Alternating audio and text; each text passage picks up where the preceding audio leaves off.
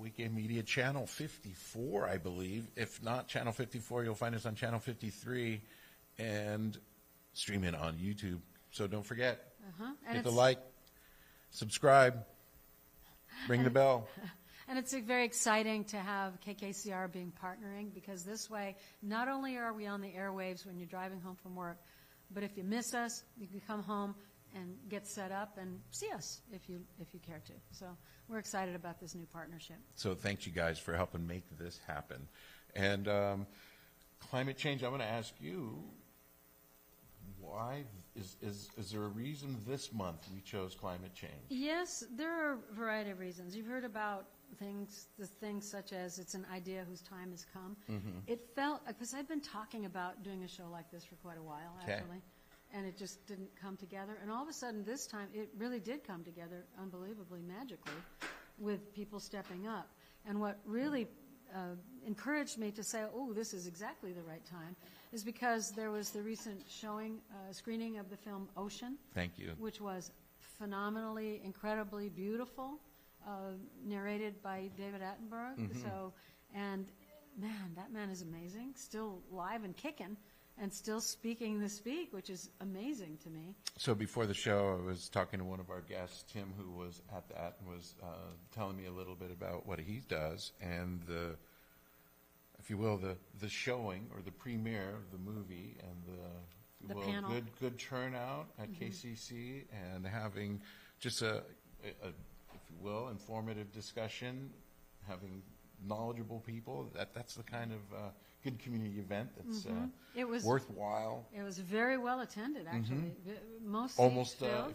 I was going to say, full house. Right, in a good venue and a big screen, which was great. And that makes a big difference. it does make a difference. I mean, it's impactful. I mean, I personally would prefer to sing it in IMAX. So we can talk a little bit more about the event and who hosted that. Maybe that helps frame our show and our guests. Yes, it will. As a matter of fact, we do have one of the moderators, the moderator that was on the panel, and that is Tim, and pardon me if I mispronounce your name. So Tim Leichleter? Leichleter? Is that correct? Okay. So I'd like to invite Tim. Tim, come on Step down. on up. Here we go. We got a chair for you. This is the thing about Here, radio. let's scoot We got over a little bit. chairs that are stuck to the ground as opposed Right. to the rolling. Yeah, where's our rolling chairs? Like those units. Where's Annie's dog? We got to get Wilson in here. So I understand we got to get into the mic for good coverage. So we'll be Okay. leaning in, and I'll be leaning out so we get good eye contact Yes, like that. okay. There we go. And I'd also like to bring to the table another member that was on the panel. Tim, you can introduce our next, because you were the moderator for the show and the panel, so please. Oh, well, there we one go. of our amazing partners, Stir Fried of Kauai, and just the lead behind it for decades, I think now. But Yep, decades. She is a legend in our community. Please welcome Barbara Widener. Hey, Barbara, welcome. Hi, everybody. Not the first time at Hōʻike for you as well. No, it's not. And KKCR is just a wonderful, wonderful place to come talk story with you guys. Welcome to have you. Thanks for joining us. So I'd like to start out by, Tim, if you'd explain who you are, the entity that you represent, and what you're all about, if you would. Sure, yeah, I just want to say mahalo for putting this together, and Jimmy and Barbara and everyone behind the scenes here, and everyone what a watching. crew. Thank you. This is awesome. Yeah, it's so cool to get the radio and the TV all in one. I was approached, I was like, wow, that's really cool. Didn't know that was possible. So we're coming a long way. We didn't either. Yeah, right. It takes amazing people. It takes a village, as we always say. At Hōʻike Kai is where I'm representing this nonprofit ocean conservation organization on Kauai, and we do all sorts of things from marine debris cleanups like surf rider guys, but then we'll take some of the debris back to our facility in Kamakani at the old sugar mill, where we repurpose the building that is upcycling the plastics into hopefully like long-term products that aren't just going to go right back to the landfill, like building materials and things like that. Thank you, Max.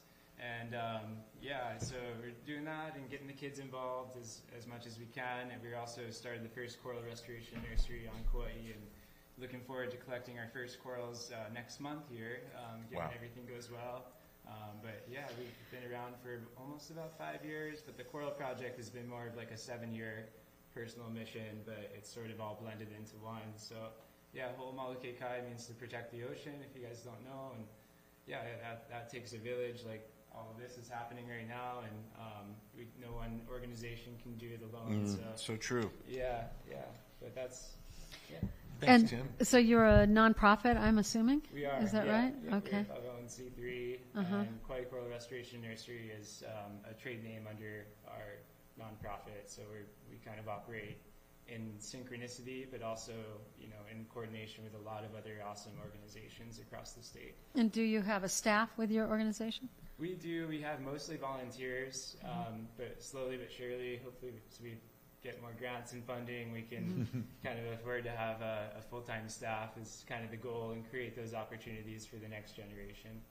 You answered questions before I was going to ask you, which is perfect. I was going to ask you, how are you funded? Right, yeah, so it's always on the grant applications and everything like that, and doing our best to fundraise and,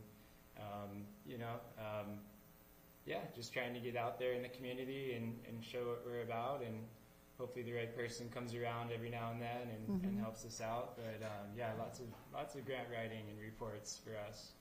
Yeah, for now. I get that loud and clear. Yeah. And because we're all here together, which is really exciting. Typically, we have phone calls, but this is great to be in person. I love it. Cool, right? So yeah. Very different. So we'll kind of have a talk story style of a session. But Barbara, would you mind, please, tell us, everyone, who you are? Although most of us know you, but tell us who you are. My name's Barbara Weidner, and I am with Surfrider Foundation. We're an environmental group that works to protect ocean waves and beaches so everyone can enjoy our beautiful coastlines through activism. And what makes us a little different than some other nonprofits is in our mission statement we have the word enjoyment in there, because our group was started by a group of surfers in Southern California 41 years ago. And their favorite place, break in Malibu, was being threatened by both development and pollution. They wanted to put a jetty in for any surfer who knows they're going to take away their wave. So they got their community together, and they were able to block that development and save their special place. And then that model of community members coming together to protect special places moved throughout the country and actually throughout the world. And Surfrider Kauai started by a group of ocean lovers. I myself was one of them in 2006. And we're here dealing with our coastal issues. And they vary greatly from even Oahu or Maui or Mexico or different places. So we are really, it's a community focus, and I think that the public knows a lot about our marine debris removal program that we do with Tim and the community, and our water testing, where we go out and test our waters once a month. But we also have many other things that we do. We help our elected officials write laws like the plastic bag ban. Maybe some of you guys don't remember, in 2009 that ban passed. And in 2011, since 2011 when it went into law, we have no plastic bags, which makes it really different than an island. It's so noticeable. You don't see those bags blowing all over the highway like we used to. Yes. Thank you for that. Yeah, something I'm very proud of, or that Surfrider is very proud to be part of that, because it was really our community made that decision. But another thing we do is that when polluters and organizations and even the government break our environmental laws, we sue them. And that is, our legal action is where Surfrider gets our teeth. Back in the 90s, when Surfrider was a tiny organization, it went up against the paper company and the pulp mills up in Pacific Northwest. And Oregon, specifically. And ever since then, we've been winning lawsuits. And so it's, although we're so local, we're run by a local executive committee that, and the community gives us input, it's also so nice to have the big national organization behind us, because we have really good lawyers. Right. That's awesome. And it's necessary. How, Laura, do you have a staff? We have a staff of one in the state. Okay. Yes. I had a feeling. We're all volunteers. Yes. And our funding, I know you're going to ask the question through funding. Our funding comes from private donors, but we also have several grants. Yeah, several grants, grants. We've been working off NOAA grants since 2013, and unfortunately, our funding will end in March because of the situation in Washington. Well, that was the question I wanted to ask both of you, is how have you been impacted on these recent, in the current administration? And that's one. So did you have ongoing funding and now it's just been no longer or expiring or something like that? Yes, we run our grants through Hawaii Wildlife Fund, and we're working with Hawaii Pacific University is our last grant that we're working on. And yes, we applied for a new grant and it was denied. Luckily, they gave us funding through the years, through March of 2026, which was a big win because a lot of people didn't get that. Yeah. Did you also, I think, didn't you have Sea Grant is through UH Manoa, right? Okay. Yeah, yes. And that's staying in place, as far as we know, fingers crossed, right? No. At the moment, No, not the grant that Surfrider Hawaii is working under, no. And Hawaii Wildlife Fund and Sharkastics on Maui. So it was a big statewide, because we're truly better together. Oh, yeah. Sharkastic. It sounds like we got to mention, we're going to have a pause in our conversation and have a KKCR announcement to make.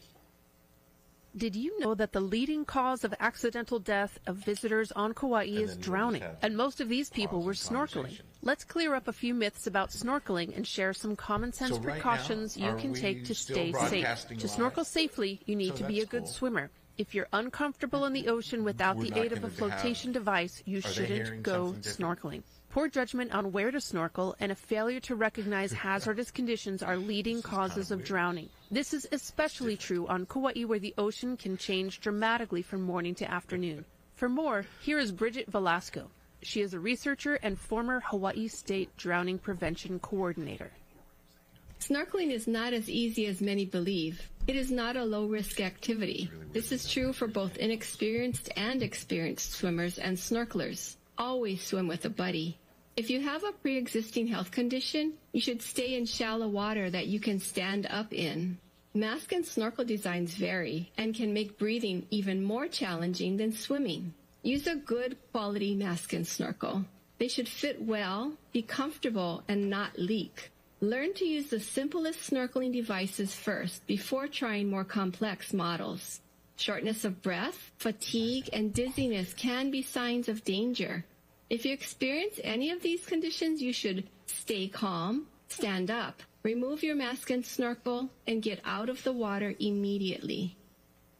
If you're going snorkeling while in Hawaii, check with lifeguards about the ocean conditions for the location where you plan to get in the water. This ocean safety awareness message is brought to you by the Kauai Lifeguard Association, an independent nonprofit dedicated to preventing drownings in our community. Have fun and stay safe. And we're back. This is a new format for all of us, so excuse if you hear things or we're going out of the lines. Sorry about that a little bit. We're radio folks so far. I wanted to touch bases with you. Tim, have you felt in your organization any negative effects, or have you been affected by the current political climate?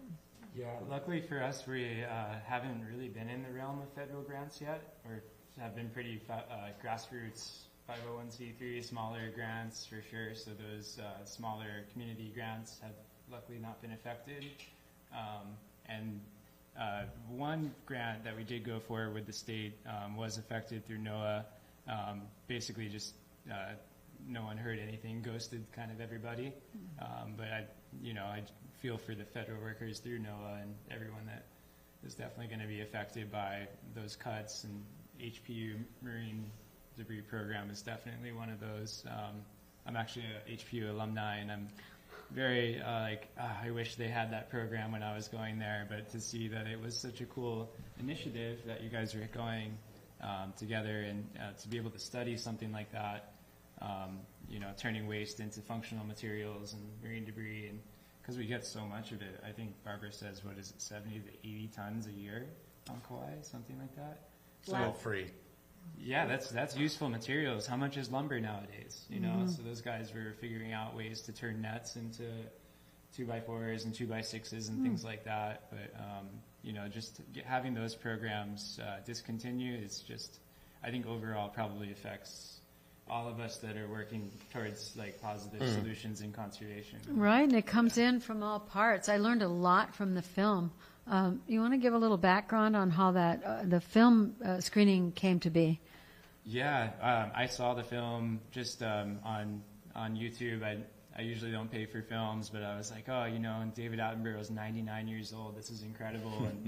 And so once I watched it, usually those things can be kind of dark and not as hopeful towards, there's always a little light, but this thing really hit home because it did feature Papahanaumokuakea and the effects of protecting that large area, and had one of our own community members in the film, Palika Andrade, and I thought, how cool, this is amazing. And I reached out to the filmmakers, and I think any educator, I tried to let everybody know on KKCR about 2 weeks ago that anyone can reach out to the filmmakers on National Geographic's Pristine Seas, and they'll give you 4 plays. And we started reaching out to venues to try to see if we can show it around the community. And big shout out to Gregory Von Hosch and Kauai Community College, because he was awesome. He got back to us right away, and he's a new person in that role, but he's done incredible things in his short time. And for those that don't know, he ran the Fort Lauderdale Film Festival in Florida for 40 years, and just brings a wealth of knowledge and experience to it. Just a really humble, nice guy as well. So good place to show films for anybody else that's looking to show some cool environmental things. And the suggestions started to come together, hey, we maybe should have community booths, and wouldn't it be awesome if we had a panel, and wouldn't it be even cooler if Palika was there?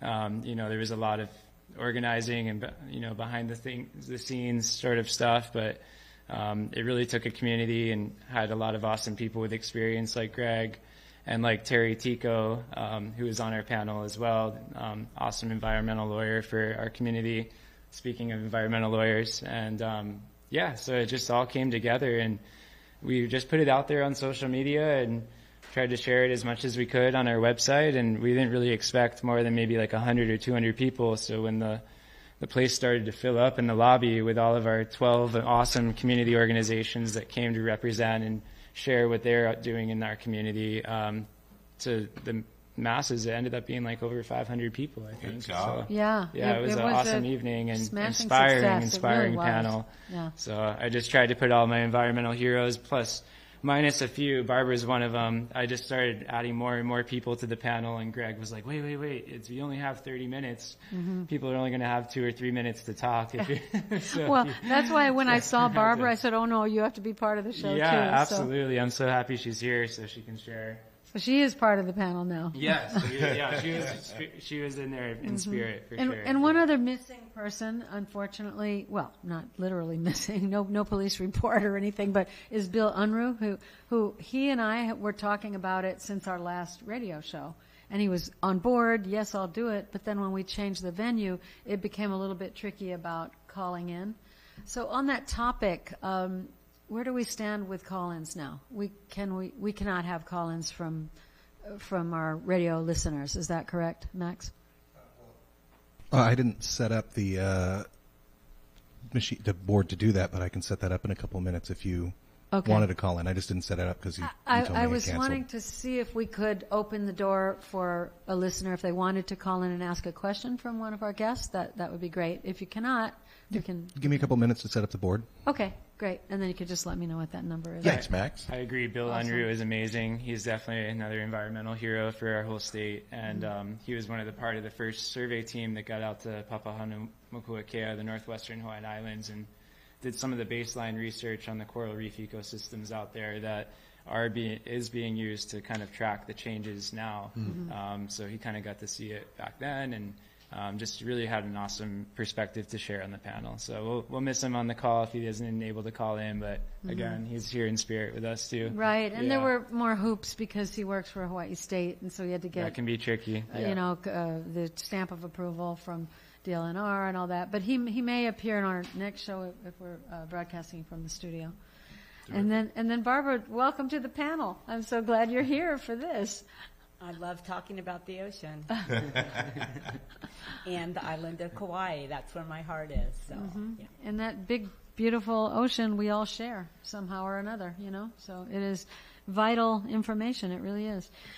So I'll take you first. From your perspective, what are some of the most visible impacts of climate change specifically that you've seen on the ocean and on the...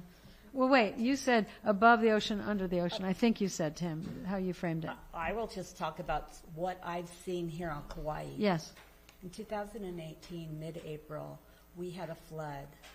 We had a flood that impacted so many people on this island, and that, to me, was one of many weather incidents that we had that I believe has to do with climate change. And we've also seen where roads are giving out. We have Aliamanu Road, the south side of that. There's a north side, in Anahola, where part of the road washed out in recent years, and it had to be rebuilt, and it was a very long process. And those are just some of the climate change items that we've seen. And Surfrider, Surfrider has 5 pillars to do with clean water and plastic pollution and beach access, and coastal and climate is the other. So Surfrider's been working for years in different places of the country on letting nature take its course. In the movie that we saw on Friday, a couple Fridays ago, that was one of the message of hope. If we just leave the ocean alone, it comes back so much stronger. And Surfrider Foundation's solution to climate change is using natural solutions, such as planting native plants along the coastline, building up our dunes that will protect our roads and such, instead of walls. And marshlands, too. Yeah, and marshlands, and just letting nature do the work, because when we put in seawalls and such, over and over again, it's been a disaster. It makes it actually worse. So that's where Surfrider wants to be very, very careful with any infrastructure type items we do, to have strong EISs, that there's environmental impact surveys, and that the community has a voice in that. I'm not sure if you guys were aware of the sand saver that was suggested by the Department of Transportation. That was in Wailua Bay. And of course, that highway is so important. If that highway washes away, half our community is cut off. It's going to be cut off. Right. So it's very important. Unfortunately, what Department of Transportation suggested was putting cement blocks out in that bay, and they kind of put it in an emergency order back during COVID, without an EIS and without public input. And luckily, we had those good lawyers write a letter, and we were able to stop that. It's still in the works, but there's 5 permits that our community will have a voice to say, no, we do not want this, because it's not tested. They're really using Kauai, once again, as a guinea pig. What is a sand saver? Can you describe that? A sand saver is a cement and plastic blocks where the sand comes through and then builds up the beach. On the backside of the... on the beach side. Okay. And so the sand comes in, and then when it washes out, there's these cement Barricades. blocks. Yeah. We had a meeting where we had about 100 people showed up, and there's just so many reasons why it's wrong. But especially since there was 2 places they've used it before, Bahamas and Kenya, or might have been the Caribbean somewhere. Oh, completely different coastal, completely different tide. Everything is different. Anyone who has driven from the east side to Lahui and has looked at that ocean, Right. on some days it is big and stormy, and there really wasn't a plan. What if it didn't work? That we were going to have more plastic on the beach and big pieces of cement. We didn't want that. That's just a little bit about some of the things we've been dealing with. Right, and sometimes ocean comes up right to the highway. Yeah. And that little beach is getting smaller and smaller every day, it seems like. Yeah. And the Department of Transportation had some great ideas that the community and Surfrider both really support, and that is dune restoration using those native plants. There's plants, and I'm sorry I don't know the name of the specific plant, but it will actually catch the sand in its leaves, and it will build up that dune that will protect that road, that will make a natural barrier for keeping the water away from our highway. Oh, that's a lot. And just the words you said, if we leave the ocean alone, that's a major feat. And I was just sickened when I saw it's funny, the film was so uplifting in so many ways, that part especially, that the ocean will heal itself, and it's evidence showing that. But on the flip side, there's man, scraping the ocean bottom and just taking willy-nilly anything that comes up and throwing some of it away, keeping what they want. That part was kind of shocking. I'm wondering, you mentioned that the film was on YouTube, and we keep referring to the film, and I want every single buddy to have a chance to watch it. Can you share how people can access that film? Yeah, for sure. You do have to pay for it right now, so that's why we try to make this screening 100% free. And for the educators that do reach out to the Pristine Seas National Geographic guys to play it, I think that's one of the caveats. You just have to make sure there's no profits being made. So that was one of the beautiful things about last Friday. We got to watch it for free. But if you have Hulu, if you have Disney Plus, or if you have YouTube Premiere, all of those platforms work for watching the film on your own. And the title of the film is Ocean? Ocean, just Ocean by David Attenborough. Because I think it had been done years ago, but then this is the latest, greatest, and most current, right? Looks like we got a public service announcement coming up here. Okay. Oh, he's a Aloha. Today's Hawaiian word of the day is make, which means to die, perish, defeated, beaten, dead, killed, to faint, death, danger of death, peril, destruction, and misfortune. Make also means deathly, execute, deadly, deceased, and venomous. A pre-Christian concept was that make signified entry into the spirit world, and that makeloa was the utter annihilation of the spirit, a kind of second death. Ua makeloa a kapepehi kanakaino. The evil, murderous man's life and spirit has forever perished, even in the afterlife. KKCR's Hawaiian Word of the Day is brought to you by the Ama Olukai Foundation. And it looks like we're back on. All right. He is a natural, Jimmy. Watch out. Watch out. I was checking my texts. We might be recruiting for a new Houseketeer, I've got too many jobs already, I'm sorry. There you go. Come on anytime, though, for sure. Okay. As my voice cracks up. Well, I know both of you work with youth. Would you like to share a little bit about those? Either one of you can jump in first. Yeah, I think Barbara works with the youth way more and has for a lot longer, so I'll let her take the lead on that one. Okay. Well, thank you, Tim. So Surfrider Foundation's youth program, we work with both the public schools, the private schools, the charter schools, and kids groups, and sometimes kids from off island. Like this morning we were working with a school called Wild Roots Learning Center. And so we took them back. We were on Aloha Bay, and we did an education program about Surfrider Foundation, about protecting the ocean, and why we do beach cleanups. And so that group was just a typical service or field trip that we do for the community. And last year we're at about 2,000 kids a year, bringing them to the beach. What we have that our public schools do not is we have funds set aside for the buses.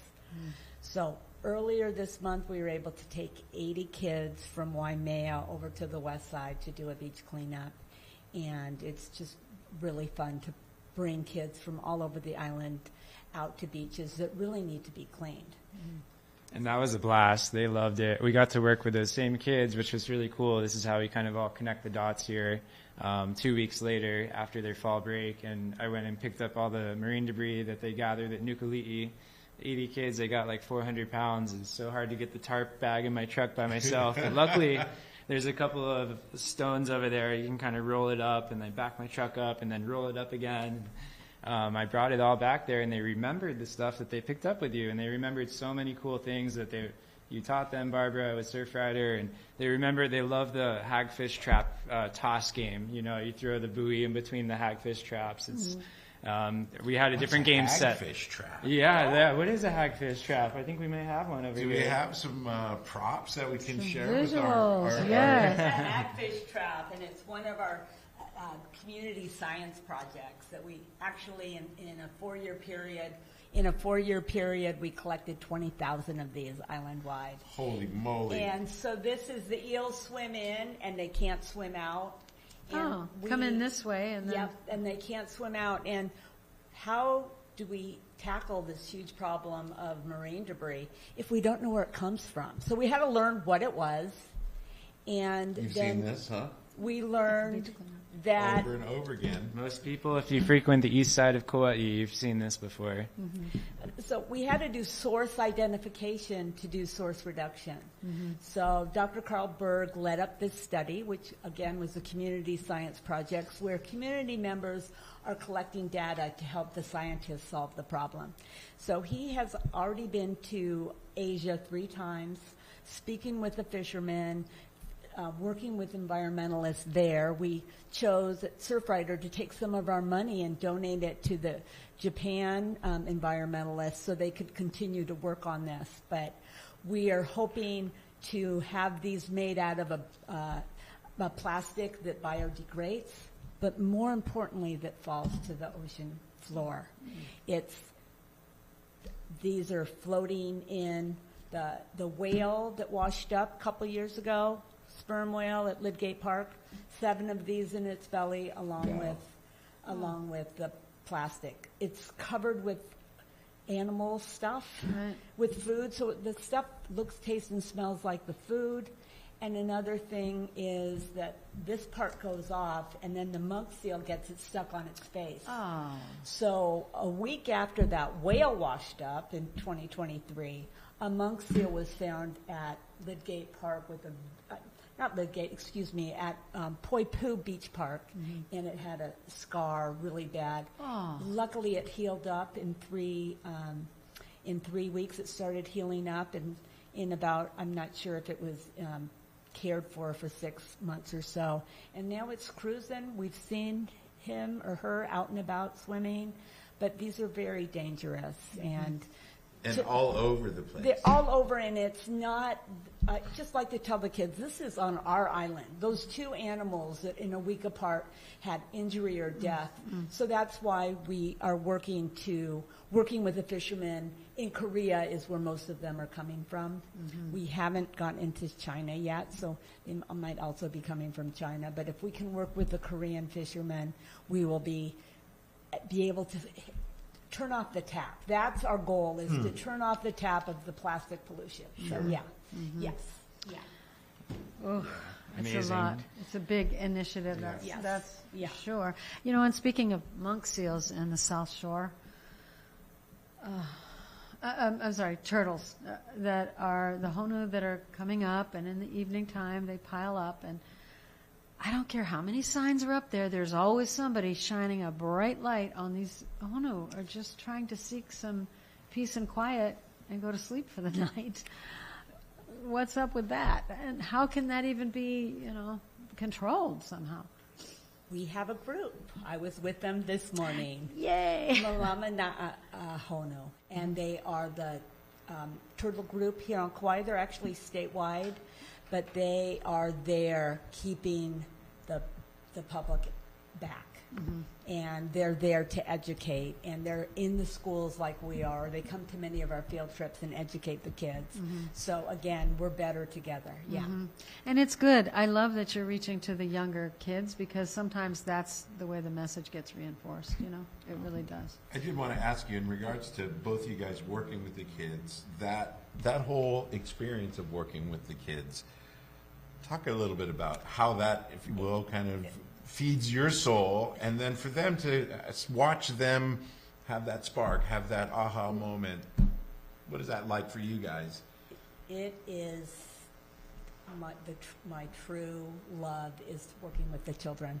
I'm an educator. I've worked in the public schools in California for 14 years, and I went to school for a long time, and it's so good to be. Now I'm just Auntie Barbara. I get to bring the kids on field trips. Mm-hmm. What I'm so surprised at is the interest of the kids. They are so interested, and we are teaching them what plastic is made out of, which, if you don't know, it's made out of oil and chemicals. And I share a story with the kids that I was working with gap year students in between high school and college, 15 of them from all over the country. They were going in to the very best schools, Georgetown, Yale, Harvard, Princeton. And I asked those 15 kids, what is plastic made out of? They had no idea, except one. And now she was at the booth, our friend Willow. She was she was at the movie. She was one of the booths that was there. But that is, kindergartners can tell me what plastic is made out of. And when we can get the kids thinking, do we want to be drinking out of a container made out of oil and chemicals? Can we make different choices? And I'm really having hope that the kids, by learning about what big impact this is making in the environment and on our health, that as they grow up, they will talk with their pocketbooks and not be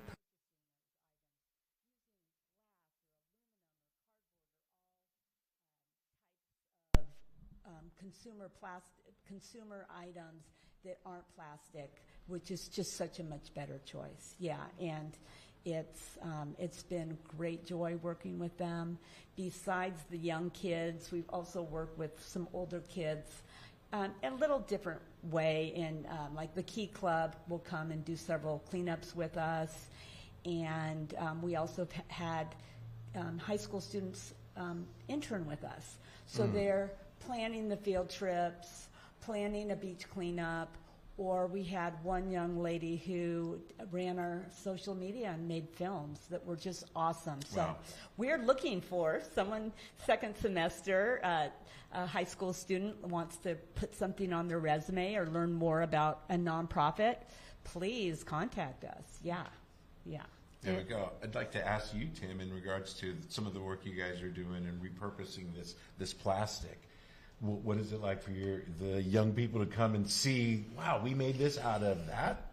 It's pretty and amazing. What are some of the things that you're creating with this, if you will, discarded product? Yeah, Jimmy, there's we were getting into that second part of the field trip there, so I'll just finish that story, that they got to come back, work with that plastic, those 80 kids from Waimea Middle School that Barbara worked with, a couple weeks ago, and then they got to see the same plastic and then see how much of it they could bring back, to our facility to make into materials, or how much is now going to go to the landfill.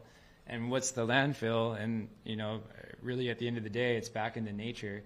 So for us, I think, it's a double-edged, like, we need to be using less of this stuff, but when in the reality that if plastic is going to be around, every bit of it that's ever been made for 500, 600 years, that means every bit of plastic that has ever been made still exists. So while we're getting out of it, what do we do with all this plastic that still exists? And so, for the kids, it's an obvious, like, let's not make any more, and let's figure out how to work with the stuff that's already here while we still have it, or while we still have to deal with it, because it's not something that they want to. We are, like, encouraging, like, we want to make plastic products so we can have more plastic consumption.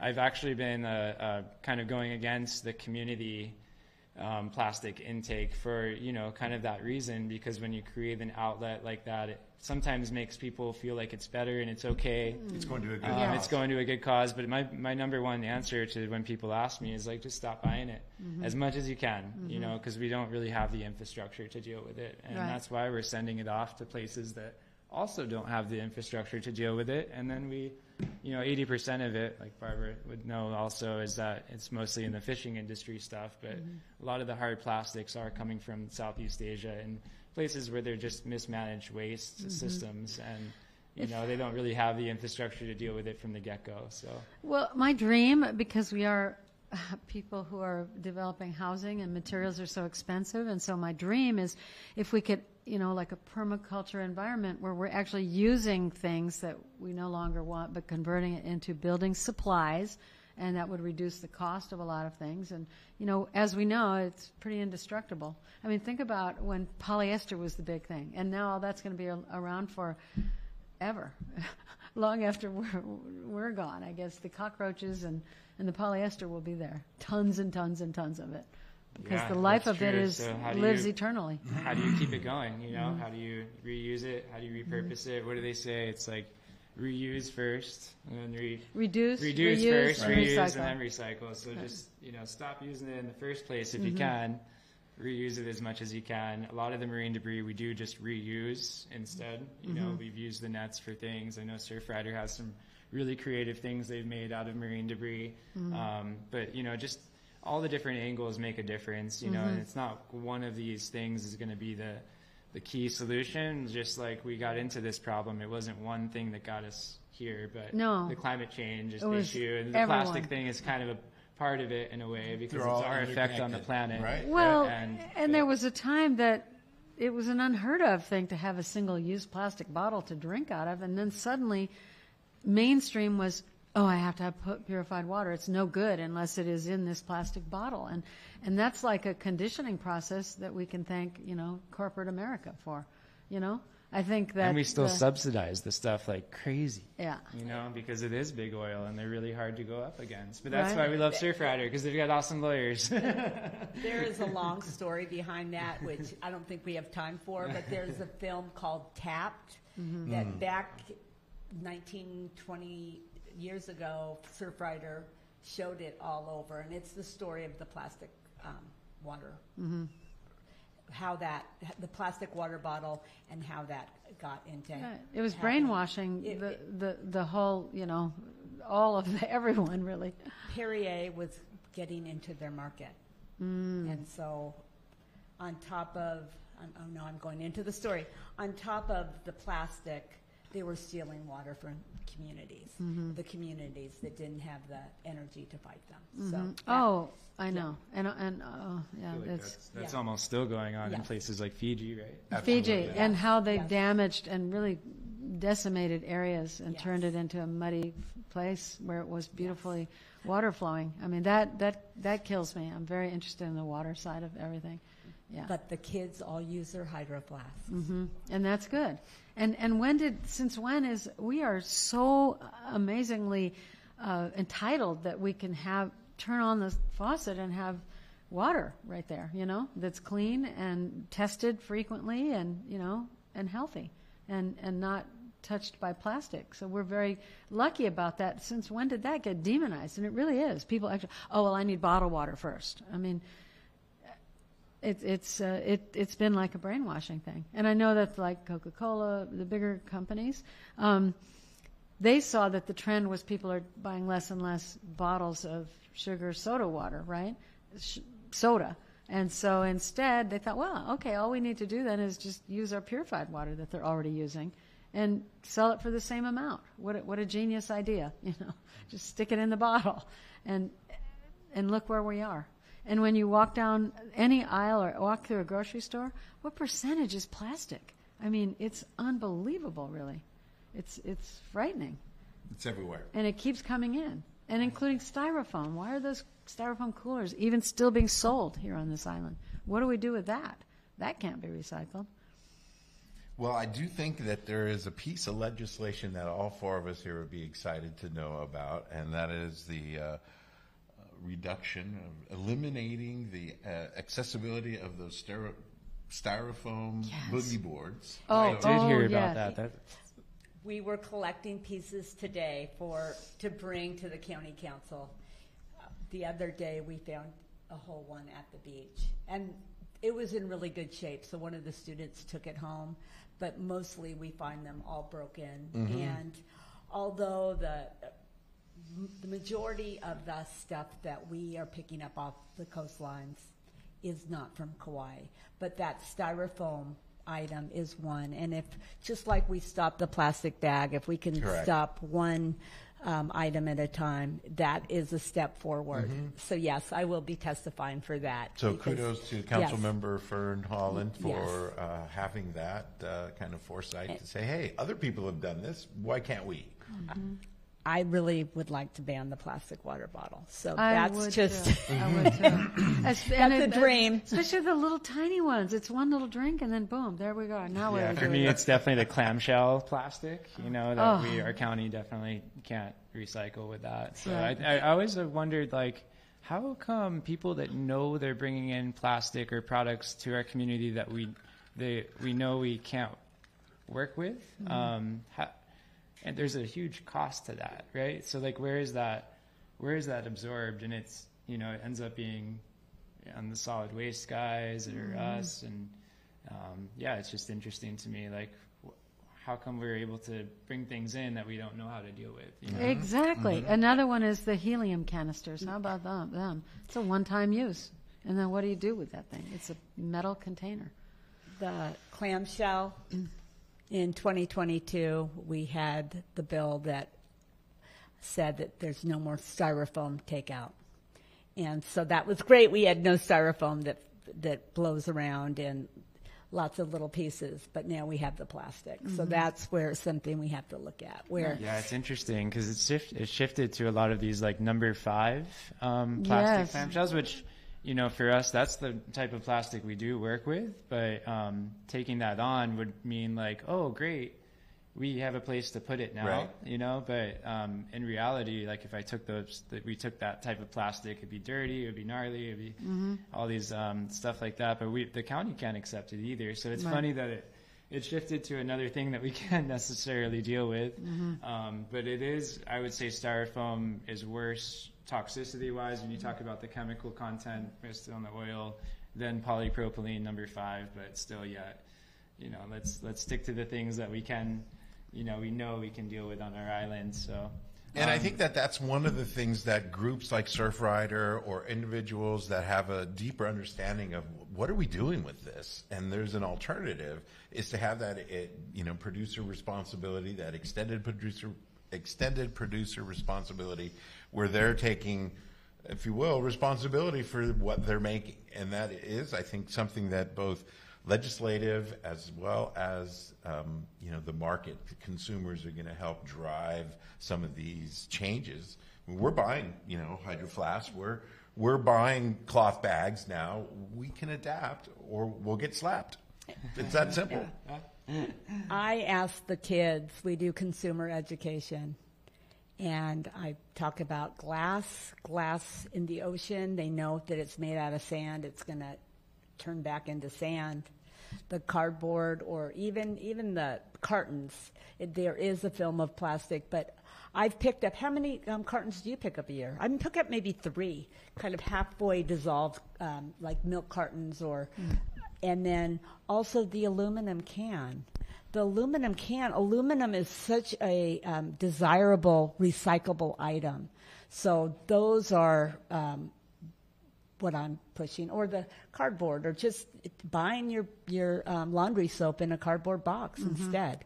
And so I'm not Miss Moneybags. There's some very expensive items. So I just go to our local stores and I look for items in glass and all those other products that are a little bit easier on the environment that I can feel okay with. Well, what is your take on now? Once again, I guess the public gets brainwashed about this is the best way, just like the bottles, single-use bottles. Coffee. Now, people don't make pots of coffee anymore. Everything's in a little plastic pot. Can you address that topic? Oh, that's please? The worst. Yeah. And I believe the latest research, and I'm not a medical professional, but the latest research is that putting your coffee, draining it through anything plastic is not good for you. Surprise. No surprise there. So what I personally use, either I use, the paper filter in a cone, or I just have a metal screen, a metal cone like this, but it's metal, and I put my coffee in here, pour it out, and then I can put that in my compost your ground, and my compost Kauai bucket, and or put it in my garden. Put it in your orchids. They love that. Yeah, so that is my take on that. Well, there's alternatives too, because there's certain companies that force you to have to only use that. But I have one that's dual, and it just has a little basket, and it's just as efficient, easily efficient. And I know how to measure. I mean, it's not complicated. It's only 2 ingredients, water and coffee. So, and again, it has to do with education, where someone is buying something, maybe thinking, oh, is this the kind of thing that I can use alternatively, or am I stuck with having to buy a certain kind of a forever, getting a certain type of pod? And so many people on this island are visitors. So we have an ocean-friendly visitors program. And we just always want to tell those visitors, I speak with them, and they are, well, I always bring my Hydro Flask, but not on vacation. You can't bring it. And I explain that you pack it in your bag or in your carry-on, dump out the water, and then on the other side of TSA, we have filtered water there almost in every airport. Right. Not in every country that I've been to, but in USA, it is, and they now pretty much have it pretty clear. You can put your flask right in there. So that's just a matter of training. But I think the reason that I do see, because I am back and forth on flights a lot, is because they don't want to pay $5 for a bottle of water at the airport. There we go. So we are going to take a small kind radio break at the top of the hour. Permanently affordable living Hawaii is made possible by KKCR sustaining members in partnership with Kauai Smoke and Horses Are Good Company. Aloha. Today's Hawaiian word of the Kauai Smoke.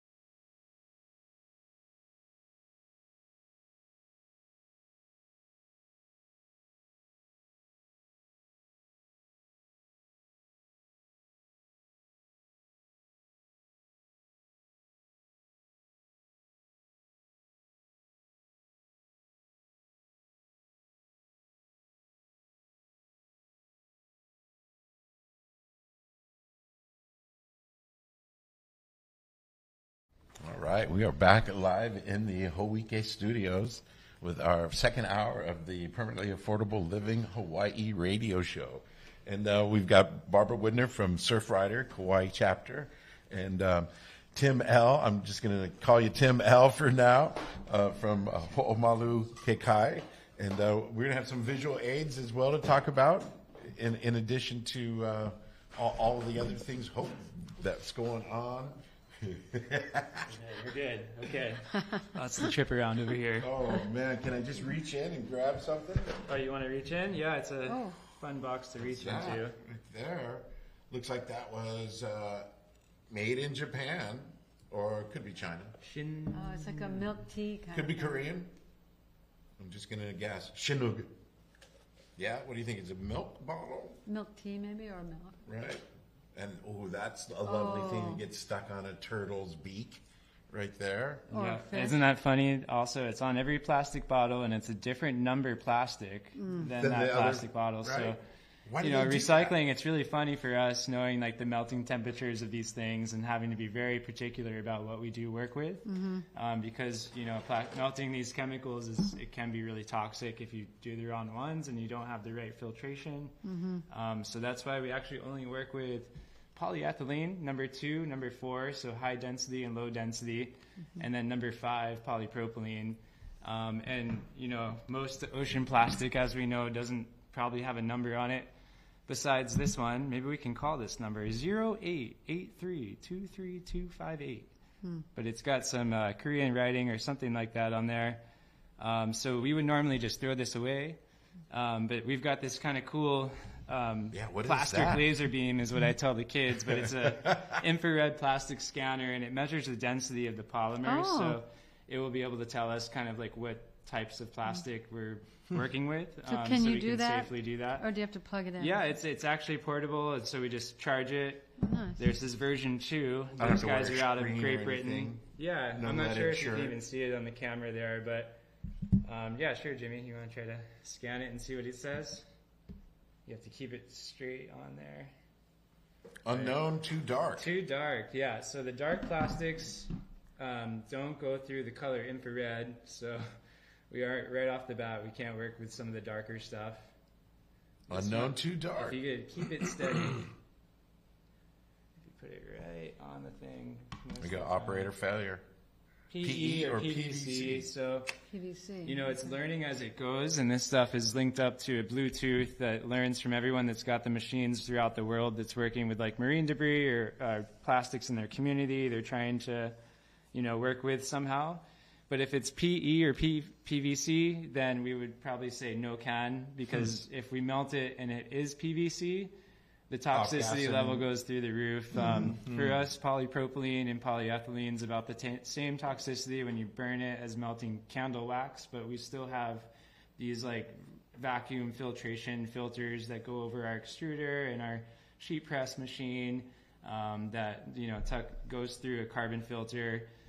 From there, so the air that comes out, it's real clean, and we measure the carbon what the toxicity levels of the air through this little meter that the company that we operate out of, and anybody can look it up. It's called Precious Plastic, and it's like a global organization movement to kind of make these smaller recycling initiatives possible throughout the world. Kind of started in Europe, but it really spread throughout like third world countries, and they were just building machines out of parts they'd find from the landfill, like washers and dryers and things like that. And then they were just trying to kind of make materials because they're in areas where it was really hard to access materials, lumber and things like that. So it's all open source, so you can go on to Precious Plastics website and see all the different, science behind everything and the toxicity levels a of different chapter for we did. So we were working with Abe Cowitz before on this program, and we were kind of the ocean plastic sector to it and helping him process everything. But, it became a lot for him to try to keep it up as a for-profit and, one person trying to do it all. It's really difficult. He was a new dad at the time. I give him so much credit. But he made some changes in the community. We would do these night markets with people, and we would collect community plastic at that time. And, we had 3 strike rule. So if you brought dirty plastic from your house, we say, okay, strike 1, strike 2, you've got strike 3, we send you back home with your plastic. Yeah. But what the program actually was cool, because we did make everyone scrub their plastic. The labels, everything had to be clean because we didn't have the capability of processing that stuff. And you could go through all kinds of other permitting and everything like that.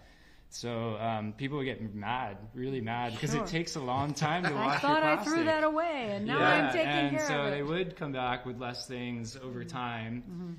So I think generally he did a great job of like starting to kind of start that conversation of like plastic usage, along with Surfrider and so many awesome organizations that are trying to get that message out there. But for us, we're just like, okay, what do we do? What do we do with all this marine debris? And for us, we figured out like 30 to 40% of the plastic here. Maybe you want to scan this guy. What is that, Barbara? That's an oyster spacer. It's used in oyster farming. And there's an oyster spacer? Yes, so the oysters attached. There's a line that runs through here, and the oysters are down here. And there's some cleanups where we found 800 of these, like on International Coastal Cleanup Day. This is a very we see this a lot. Yeah. What country do they originate from, do you think? I think a lot of them did come from the tsunami that in Japan. Okay, talk about that, because we are getting a lot from elsewhere as well, not just our own debris. So the tides, and how is that? Why are we getting all live that? in the middle of the North Pacific Gyre, or the Great Pacific Garbage Patch. So there's 5 gyres in the world in each major ocean. This is a worldwide problem. It's just not here in the North Pacific. It's really a huge problem. And as the currents, we work with several scientists at Hawaii Pacific University and HPU that are studying those currents. And that tsunami, we knew the day that it happened. And so we've been studying the currents as the items come in. I see. And in the last uptick that we had that started September 2023, we had a decrease in stuff coming in, and then we had a spike. Wow. We're hoping right now, are you seeing a little bit less? Yeah, we're hoping in July. So peak trash has happened. Where I think 2025 is going to be similar to 2024, at least over 100,000 pounds. But the scientists, they're studying the currents correlate 0.91 is just almost identical to what we come in. So it basically goes in the Pacific, it goes up to Alaska and Canada and the West Coast, and then it circles back. And in that last year of uptick, we started seeing items that we didn't see in a while that we believe are from the tsunami. This is the unscientific. I'm an educator and not a scientist, but you're able to track it by what's happening and when it arrives. It sounds like. Yeah, the big plastic pallets we never saw before 2011. 2013 is when we really started seeing the stuff come in. The canisters that are this big that are from propane. The tires. We had so many tires, brand new tires, wash up on our shores that weren't from people polluted. Kauai Not tossed off by any whale watching. Yeah, no. This is all stuff. So that tsunami really, the community and the world had interest in marine debris.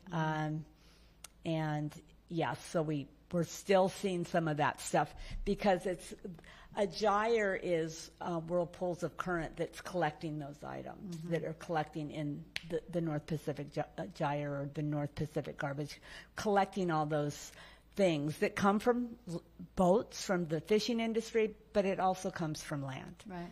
That with the rivers all going to the ocean from all over the world. We've found stuff from literally all over the world.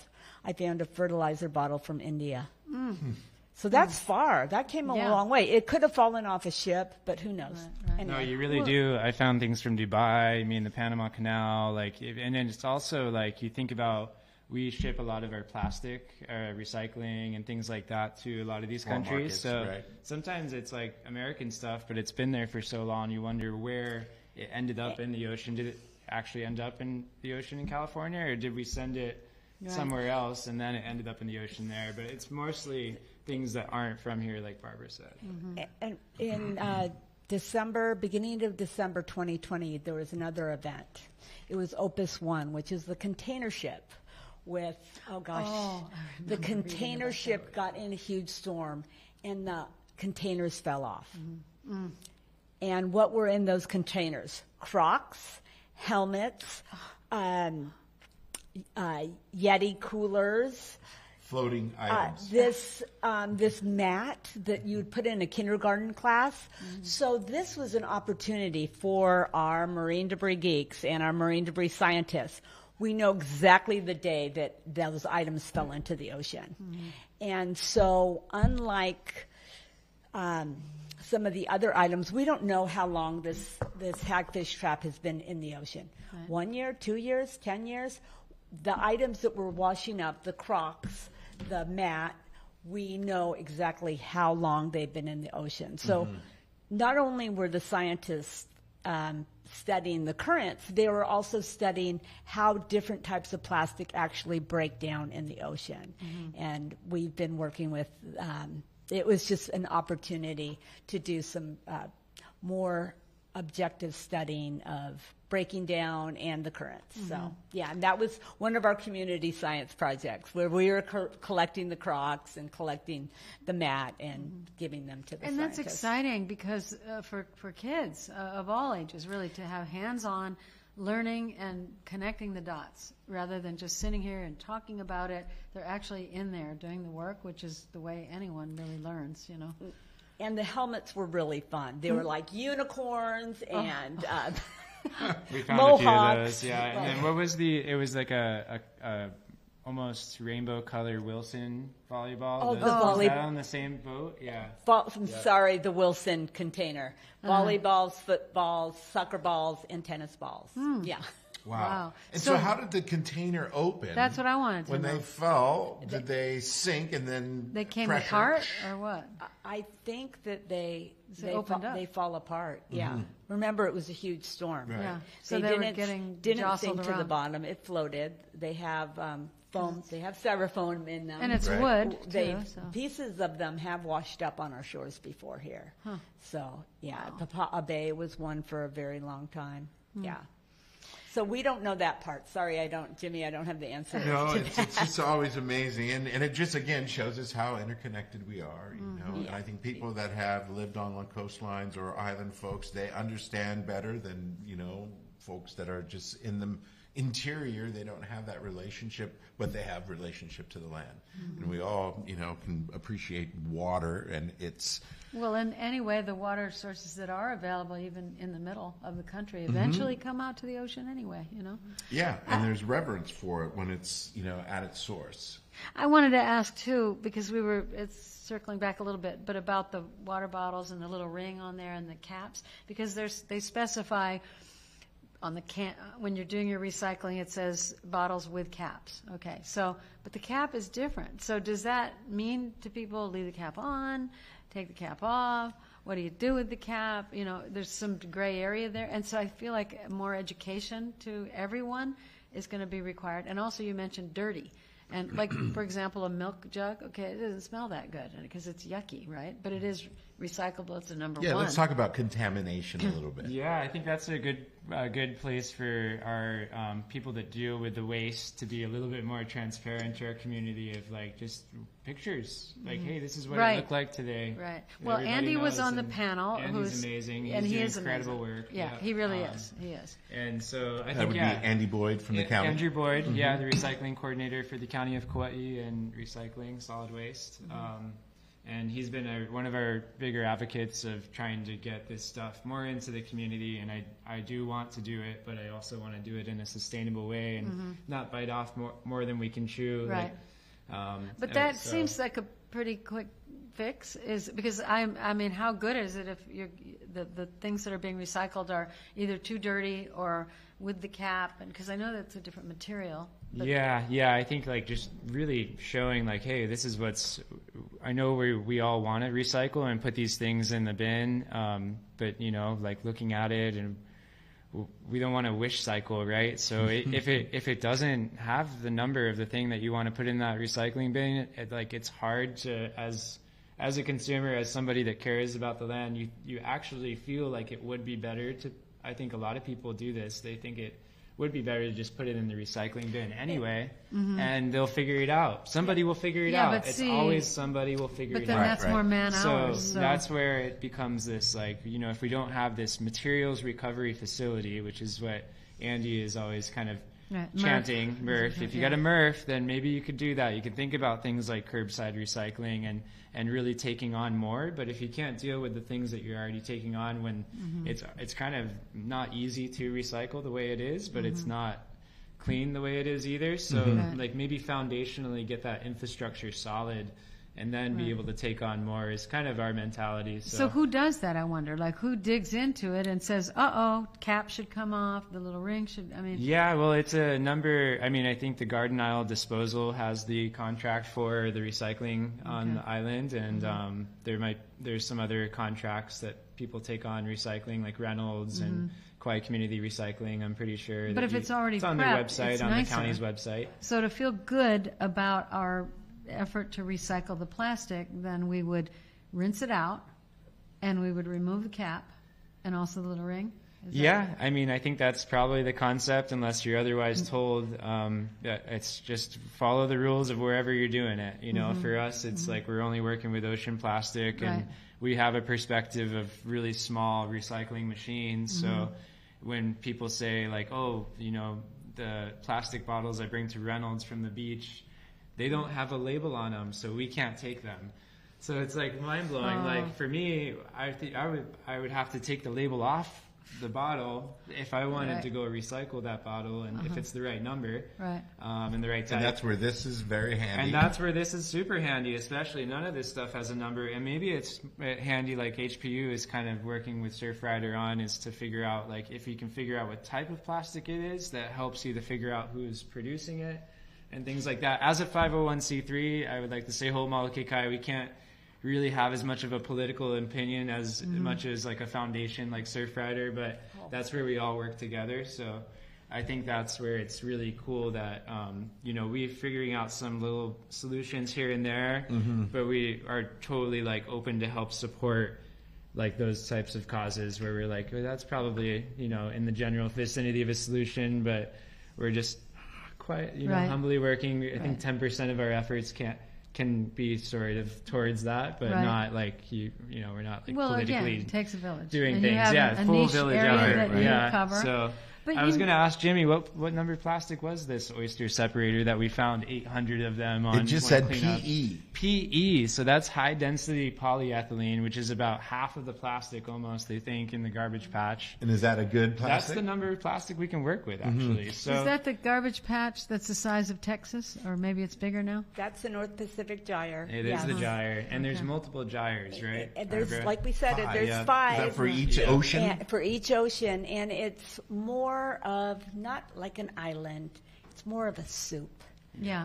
So that you can sail through, and everything floats at different levels. So some of it's up, some of it's down, and unfortunately, it's where the animals feed. Is the surface. So they're attracted to that. Birds are diving down. Our albatross and all our seabirds on Kauai, unfortunately, all have plastic in their bellies. Well, we all do too. Newborn babies. Microplastics are everywhere. Yes.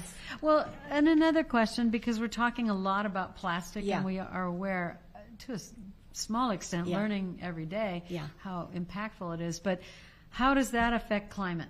And what's the impact, and why is it climate change as a result of plastic? Reduce methane thing. Yes, it's changing the pH level in the ocean, and it's really creating a lot of problems. But touch on that. The pH level is changed, which this is not to the fish. It's not my area of expertise, but I would love to circle back to focusing on some climate change issues and some action that's happening here on the island that I think a lot of people don't know about. We have HILT, which is Hawaii Island Land Trust, and they are working at Kalihi Beach Reserve, and I believe they have 17, almost 18 acres where they're working on the beach reserve, and they're doing coastal restoration. So, and that is a group that we're partnering with, doing both community work days and then bringing the kids there as well. Mm-hmm. Getting rid of the invasive or the non-native items or plants and trees, and planting the native plants that are going to catch the sand, that are going to build up those dunes that the Kapuna tell us that they were once so big there at Kahili. And another thing that I want the community to know is those ironwoods, why they're cutting down the ironwoods. What do you guys think? Why are they cutting the ironwoods there at Kahili? Because it held the ground well. The ironwoods take up all the resource, so the natives are dying. And if you've been to the Hyannis side of Anahola Bay there at Waipa, where I paddle out at my favorite surf break there, the big ironwoods are falling into the ocean because the natives that are holding the land there are, the ironwoods have taken over all the resources. Just so that is what is happening there at Kahili. If anyone's interested in getting involved, we'll be with some sixth graders from Kilauea School there on October 30th, and we'll be learning. Kapule is the steward there, and he is an amazing educator. And he's teaching the kids about traditional Hawaiian land preservation, which is just amazing. And, you know, it fits right in with what all of us are doing.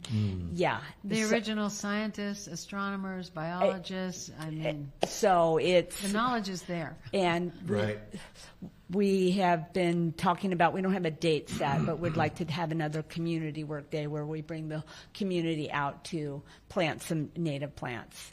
And there's another Hawaiian group who's doing some really strong work.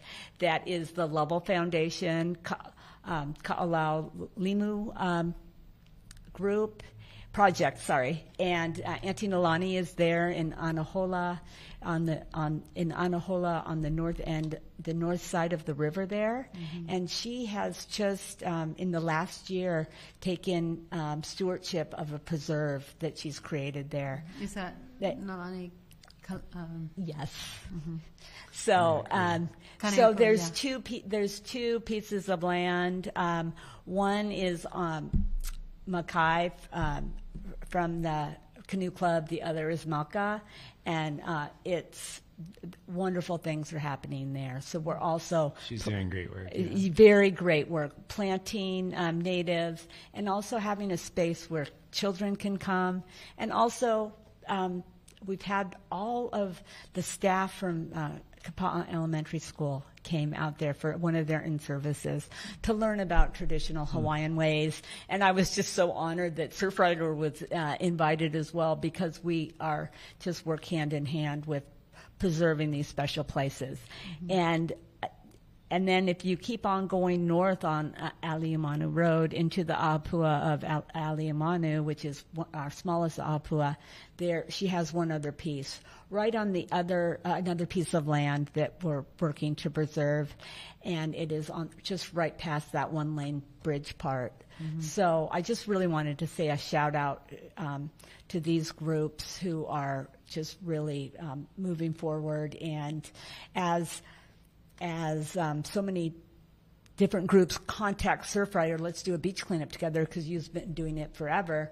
We're partnering with these groups and saying, let's good for you guys. Let us be part of it. Let us take some of our funds to buy those plants. Let's all work together to protect our beautiful island. And these are the natural ways that we can work against climate change. Well, you mentioned two organizations taking on pieces of the land. And have you heard of Kipuka Kuleana?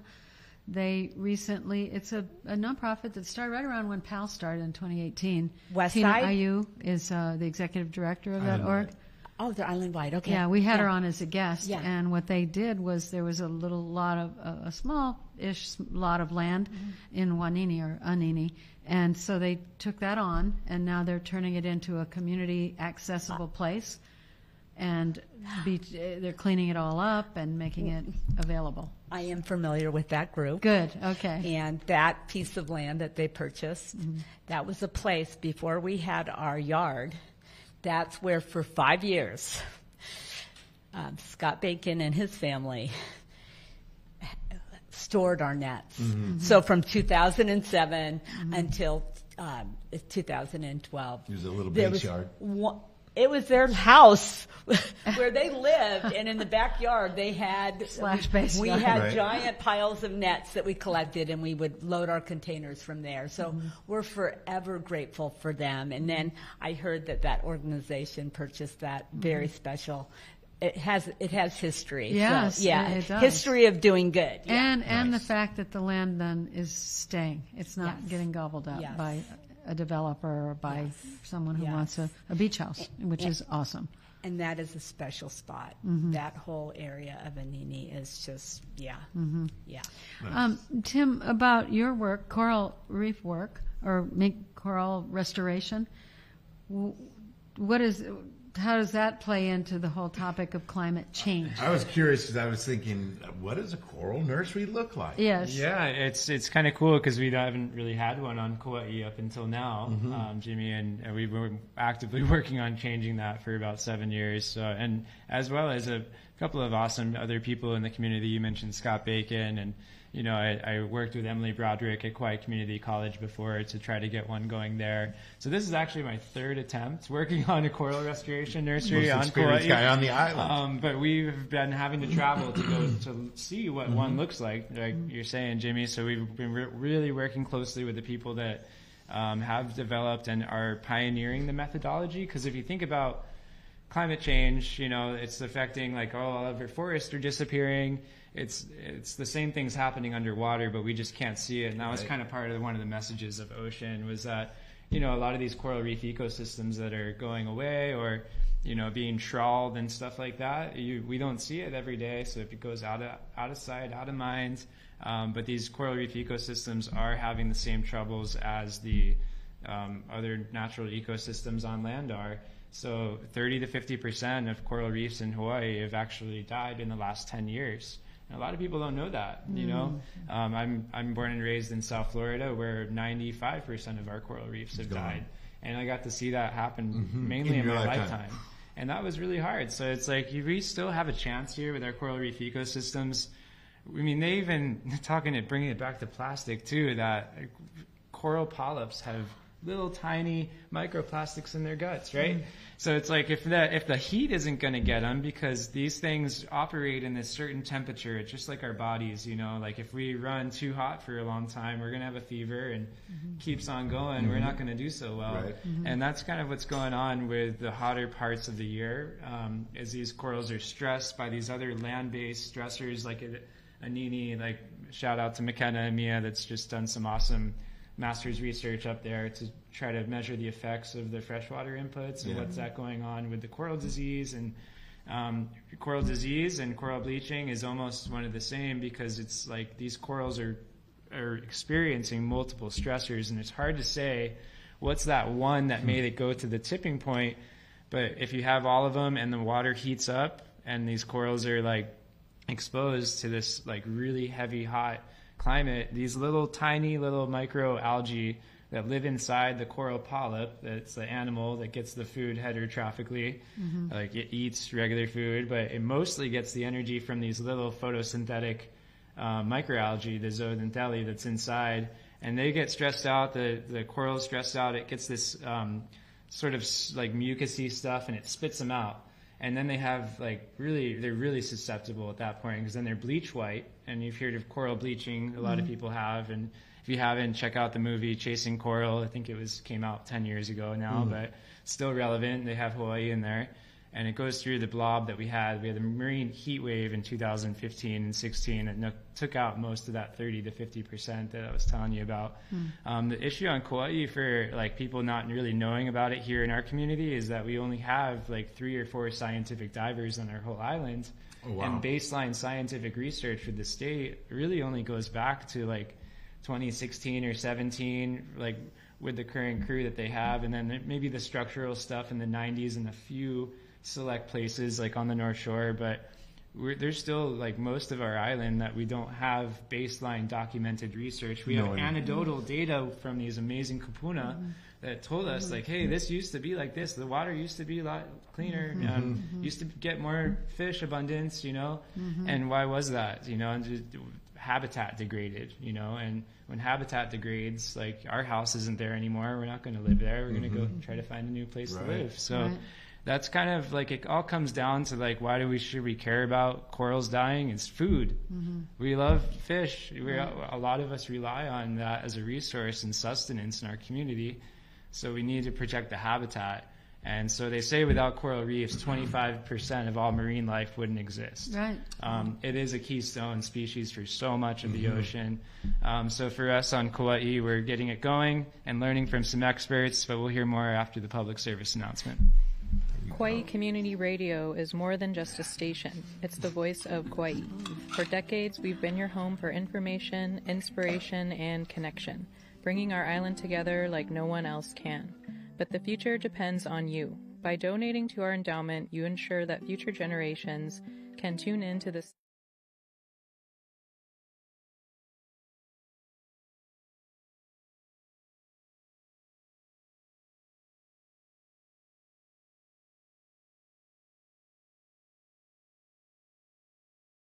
Up our program 5:30, hour and a half, just like that. So I'm not sure what we're going to say for the best. We've just scratched the surface, really, when you think about it. So with the climate change, which way is it? That the temperature is heating up and therefore it's affecting the coral, or and how does plastic play in? Is it affecting the temperature of the water? Because when the water gets warmer, then we have more potential of hurricanes. So can you go into that a little bit? Yeah, I think it is all connected, like Barbara knows. I mean, if you leave plastic in any environment, it's releasing methane. Like any plastic around us right now is small amounts of methane. Off-gassing. But if it sits on the surface of the ocean in the hottest parts of it, it starts kind of off-gassing faster and melt it, really does warm up the ocean. And the beaches, they have some research that shows it completely messes up there's a whole community in the sand, right? So if you've got all this layer like at Nuku'ali'i and some of our hot spots on the east side, that it's just this layer of plastic in the sands, and those really hot days, the ecosystem in the sand maybe is too hot for the things that live in there. So we're talking about, warm temperatures and plastic and that affecting coral reefs and that affecting monk seals, and all this stuff is so connected. So whatever one thing you can do, I always say do that. Start where you're at, right? That's all we can do, and doing something's better than nothing. We like to talk about these things, but Barbara mentioned a lot of awesome local initiatives, and there is so many local initiatives. If you just do a search, Kauai Volunteer, and you'll see what the local solutions that are on islands that you can get involved with. It's exciting that you all are including the young folks in school, because it's a great career opportunity. What other place do we have a lab right around us? Right, and now Hawaii Pacific University has a whole coursework in marine debris, and it was really interesting to see how that's developing. And yes, I wish that you were able to have that. And speaking of that, I just wanted to give a shout out for another movie that's coming to KCC. That's Kuleana, and our partners at Hawaii Pacific University are featured in that film, and that is on November 1st at 4 o'clock, and you will see the Center for Marine Debris is going to be there, going to be featured, and that's where we send our marine debris to be studied. And they're really getting somewhere. In the last meeting I had with them earlier this month, I was just very impressed with that they are really getting to the point where the nets are coming from, where I used to ask that question. They're like, Noah, the head of the marine debris removal program in Hawaii, Noah, and I say, Barbara, we don't know. And so there's been a lot of trying to find that answer, and I think HPU is now getting close with their Center for Marine Debris Research. Okay, so announcing then the film Kuleana on November 1st at 4 o'clock at KCC Performing Arts Center. I believe the cost is $10. Okay. There's several other films part of this film festival, but this is one of them that, of course, it's a film festival. It's a film festival. Oh, okay. Yes. Okay. Oh, nice. Yes, there's a 2:00 showing, and I'm sorry I don't know the name of those films. There's a 2:00 showing of a different film, and then. Do you know how we can find that out online? Yeah, well, it would be the KCC website. Yeah.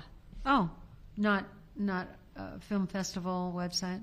Not that I think it's Okay. there. I know that this is a couple of days ago. They just had the premiere on Right. Oahu for this film, Okay. Kuleana. Yeah, because Hōʻike Community College has a pretty robust website. They're Right. Greg, who's new at this position, is doing a fabulous job, and Is Surfrider that will the have a house table manager there. of the new- He is the new performing arts new Tony center. Gilbert. Yes. So what's the website, Jimmy, for KCC?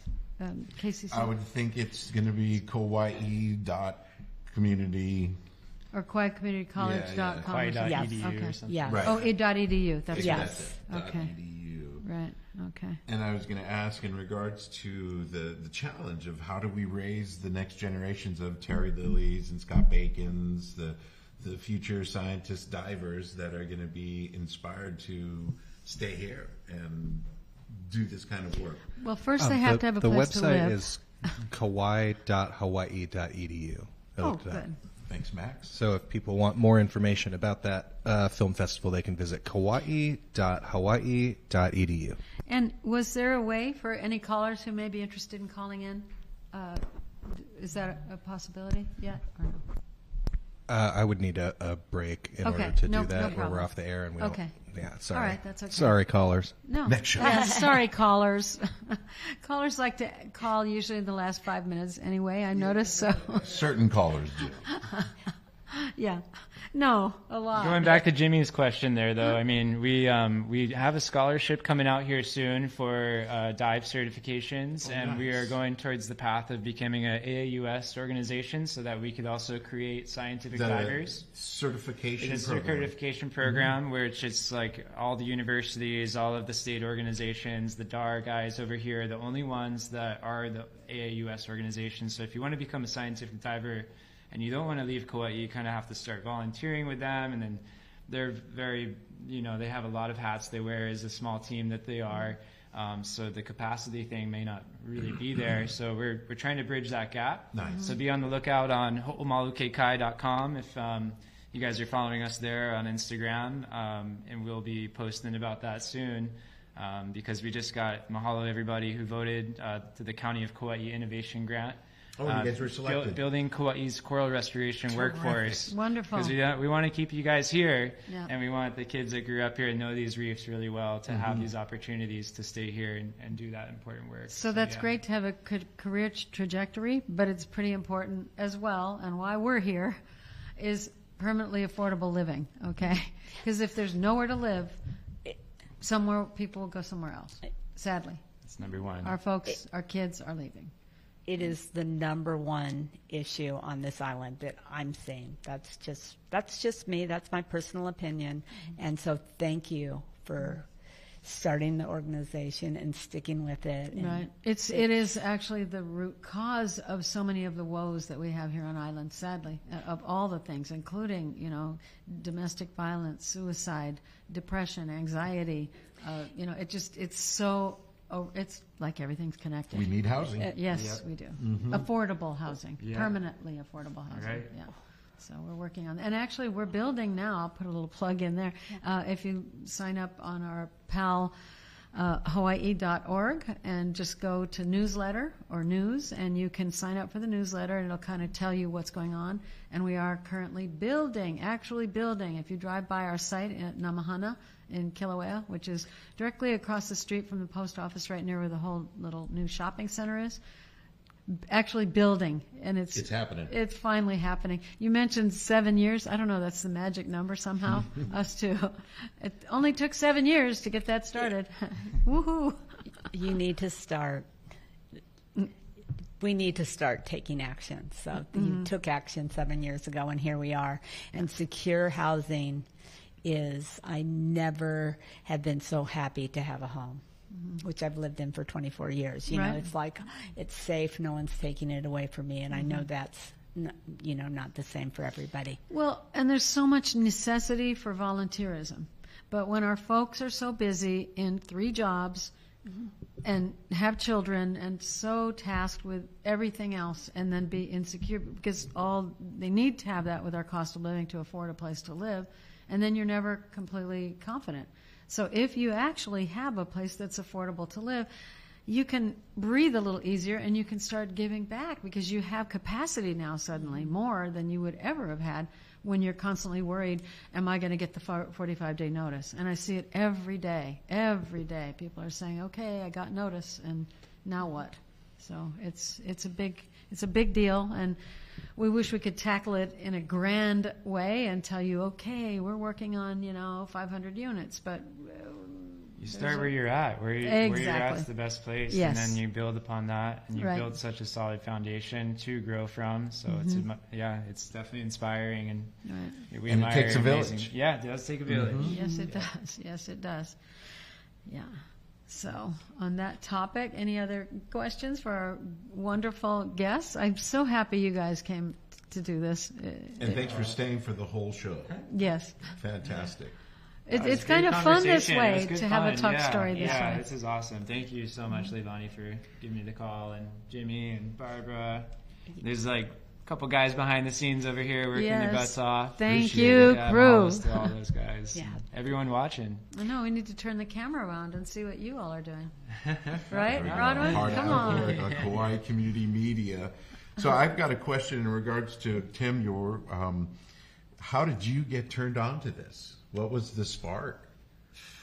Well, growing up, getting to see those coral reef ecosystems disappear in my lifetime, and were you a surfer, a diver? All of the above, anything in the ocean you can think of. I definitely love. Your folks all were of it. fisher folks. You got to spend time. Were you on the West Coast or the East Coast? On the East Coast. So what town were you in Florida? Pompano Beach. Oh wow, I lived there. Oh no way, that's a crazy place for somebody to know, kind of thing. Yeah, no, I know it. I lived there about 8 years. Oh wow, that's interesting. Yeah, so that's South Florida. Yeah, it is South Florida. So we don't have any surf. It was like made me really hungry for surf as a kid. So none I to was like, I want to go to Hawaii anyway. or California or somewhere that had waves for college. And anyway, I ended up in Hawaii through a scholarship for HPU, and I didn't get to study marine science because it was beyond the dollar amount of my scholarship. I didn't come from a lot of money either and stuff, but yeah, I just did my best and worked in tourism for a little bit.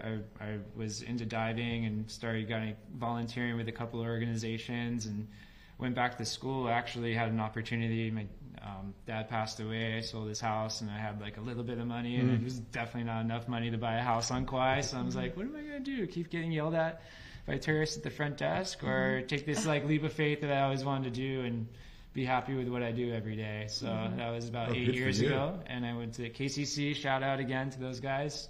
I studied marine biology and did as much classes as I could. I went to Oahu a lot. I started volunteering with the Division of Aquatic Resources on Kauai, working with guys like Scott Bacon and cleaning up trash with Surfrider, did a couple cleanups, and a lot of my friends were from Kauai. We all went to school together, and they loved the same things and studied environmental science. Nice. And just wanted to make something happen like for among their generation. So we all kind of got together and organized Hōʻike Kai, and we're doing it. So we're all kind of in our younger 30s, I guess, later 20s. Perfect. Then you'll have some longevity. We love that. Longevity, and we'll keep passing it on. And I think they're just trying to fill niches that aren't already, like, we're not trying to step on anyone's toes doing this. Barbara knows this. Like, we're better together, everyone that we can. And so I'm grateful to be able to do this every day. And I just took the leap of faith. I went full time with the Division of Aquatic Resources, and then just maybe a month ago, after 2 years or so with those guys, full time. Now full time with Hōʻike Kai. So nice. I'm not getting paid full time, but I'm putting full time efforts and energy into it, so that hopefully we can hit our 7-year point, and there we go, and getting rewarded full time. You're off getting to a opportunities great start. for the next generation. That's a big part of it for us. Yeah, that is just fantastic. Yeah. We're grateful for that scholarship because it brought you to us. So yay. Yeah, it's funny, full circle thing. You never know how it's all going to work out, but yeah. Well, and I think it's just important for listeners, audience, our community to know that there are community players that understand that we're more better together, that as a community, when we build community, we build capacity. When we build capacity, we build resiliency. This is what's going to help us through the hardships that, we all, whether it's economic, it's environmental, there's always some kind of challenge that's out there, something that's difficult for us to confront, but together we can kind of weather those storms easier. And to have younger people picking up the torch, willing to take it further and then pass the baton on. And working with young people in the school setting, it is the most challenging, but what else better should we do than grow food and grow kids? And so that's how we got to continue to move on. And starting with forward. Inspiring them and showing them there is a path, that they can. They don't have to go into some boring old job. It's pretty exciting to be working on the ocean in some capacity or another. Mm-hmm. And Barbara, what brought you to Kauai? Oh, my friend moved here after the hurricane. Mm-hmm. So I started, my first visit was in '94. And the minute I stepped off the plane, madly in love. Unfortunately, I had lots of stuff, like I was working on a master's degree. I was doing all this stuff in California. I wasn't able to move. But the last thing was the dog died. And that was back when there was a quarantine. So that I was like, you up. I'm free, and I work for a union. I was teaching in California. I could take a 1, 2, or 3 year leave of absence. I couldn't afford to buy a house in San Diego County. Mm-hmm. But that little money I put aside each month, I was able to buy a house here in Kapahi 24 years ago. So I that feel was the right time. It was, yes, it was very affordable. Before Kauai was discovered, actually. Yeah. And then I'm an ocean swimmer, surfer, and I was at Kahili Beach hanging out with Sherry Sari, and she saw my Surfrider sticker. That was a gift. In San Diego, Surfrider was very big, so I knew what Surfrider was, and I received a membership as a gift from my sister, who was a non-consumer, and for Christmas. And so we started a conversation about starting a local chapter. A local chapter, mm-hmm. and that's what we did in 2006, and it's coming up on our 20 years. You guys are all invited to the party. Stand by. We're going to have a big bash, so I hope everyone can come. But it's been a joy, and Surfrider Foundation I have done the most things I never thought I would be doing, like sitting face to face with Mazie Hirono in DC and talking about all this problem, or working under a helicopter. I was trained to attach those big super sacks under a helicopter. Or being a judge for an art show, the Marine Debris Art Show. Mm-hmm. I'm like, okay. Anyway, it's been really joyful, and it's really, my love for the ocean it's been really wonderful being part of the community and meeting so many people from all over the world who have the same passion and love for the ocean as I do. And yeah, we are better together, and we really hope that my hope is with the kids, and I like to tell the kids, Surfrider is here to help you from now until you get your PhD, because let's tackle this problem together. So love that. Me too. Thank you, both of you, all of you, for stepping up to the plate and taking on this huge responsibility we have for taking care of our beautiful island and ocean. Thank you for having us, and thank you for tackling our number one problem on this island. It's so important. I try to share the stories with the tourists who come here when they come to our cleanups and ask maybe about a houseless encampment or such, and try to explain the situation. Yeah. Mm-hmm. And we thank KKCR for being an amazing venue to get our message out, and this new collaboration is awesome, and KKCR has been really great to help us spread the word and All inform our KKCR. folks. Yes, yes. And Hōʻike. And Hōʻike. And we've got Hōʻike. about 8 minutes of radio time left. I know that at the end of the show, you usually like to ask your guests a specific question. We asked about what would you like to say. They've already done it, though. Is what message we like to end with, because many times our show has to do with things, problems, issues, and things Like climate crisis. difficult. Like climate, yeah. I don't think the world is flat, by the way, based on what I'm hearing here. Yeah. See what we learned, Jimmy? These are the things on community media. Right. But we like to end with a message of hope. But so much of what you are sharing, I'm feeling very hopeful. More hopeful now. One piece of hope I can show you guys. All right. Oh, yes. Let's yes, get some yes. hope. Barber's net here because this is nice and clean and ready to go, and we could just actually turn it into something really cool. What? Like That was that? It actually is. Oh, is that yeah, flooring it's material? this with a bunch of like ocean plastic and stuff like that. Is it So like if we're building flooring? sustainable houses, flooring it could be. Ooh.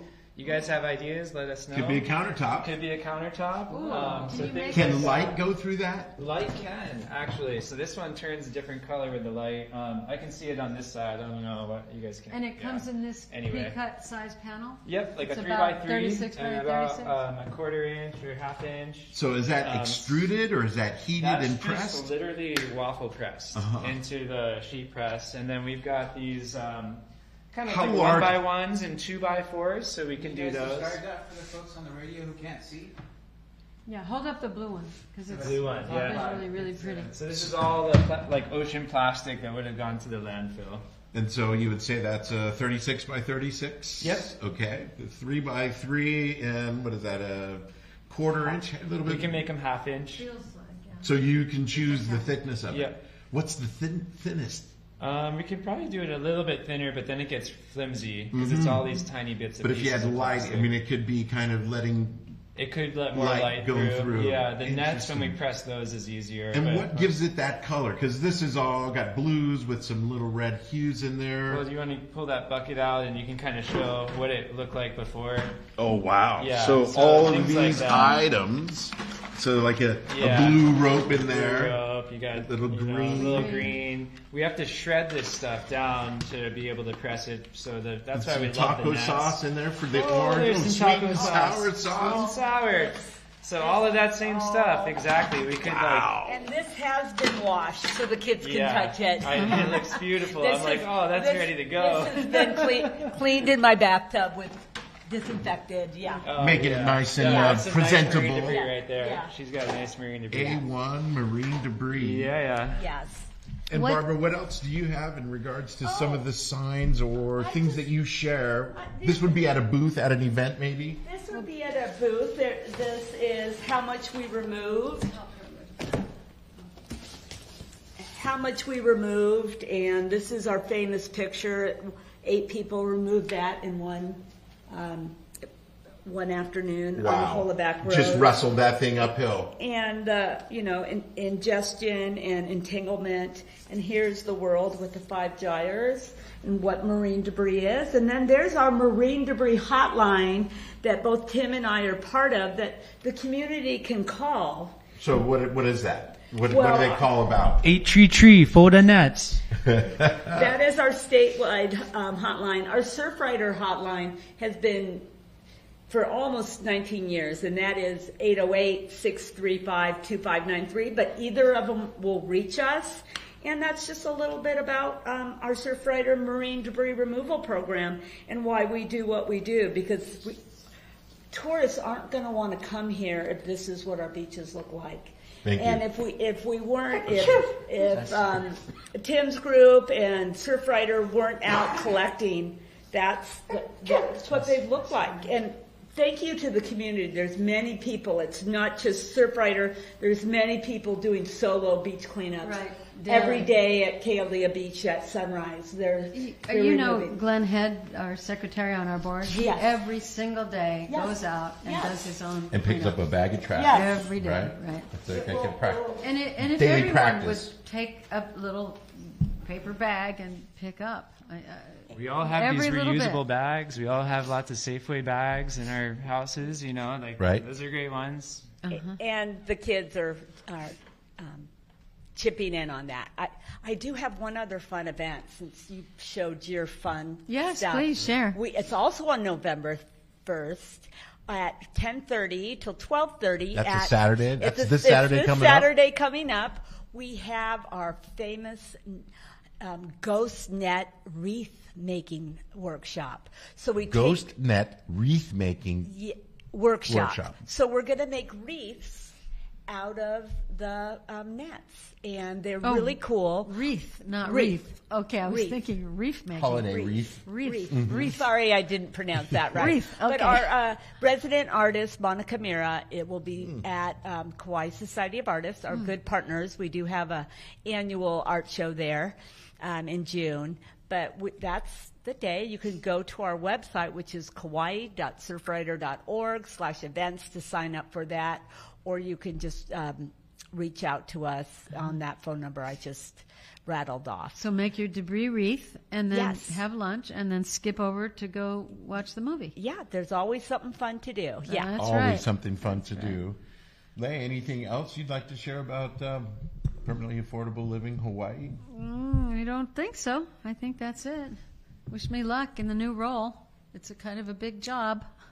Larry can do leaves it. big shoes, but I'll be in connection with him, and he's moving off island. He's going back to be with his family, but yeah, it's a very exciting stage, and I'll just carry the baton and move forward. Sounds like you got a really great team over there too. The team is amazing. Huge shout out to all of our various departments. Everybody is functioning on all cylinders, and it's awesome. It really is. So. I always look forward to our July 5th cleanup. Yes, with Cal and Kumu Camp. It's always a really great time. Yeah. Well, I wish I could join you guys this weekend. We're going to be at the Hawaii Coral Restoration Symposium going on Oahu at UH. It's all the top coral restoration practitioners and researchers throughout the state gathering, and we're the first presentation of the 2-day symposium, and on the Wednesday, the 28th. So, yeah, we'll be over there, and I will be at the Marine Debris Research Center at HPU, so that's funny. They'll be showing the film over here, but it sounds like awesome Saturday. Lots of things to do with the reef making workshop and getting into the film and stuff like that. So and it you guys makes have me a blast laugh. over there. We'll do what we can and represent Kauai at the symposium for sure. Awesome. And it's funny when I hear there's nothing to do on Kauai. Oh, really? Okay. Oh no, yeah. Okay. Community is active. Plenty, more That's than it. plenty. Yeah. Well, Lei, thanks so much. Thank you. We'll be back here in a month on the 24th of November, a pre-Thanksgiving show. We'll have to think about who we're going to have, where are we going to have it. Rodwin, thanks so much for engineering our sound. Max Richardson from Hōʻike making us look good and sound even better. Prita in the background. Shmita, thank you so much. And I think we're going to end our program pretty soon, like 1, 2, 3, now. Mahalo. Mahalo, everybody. Mahalo. Malama pono. Bye.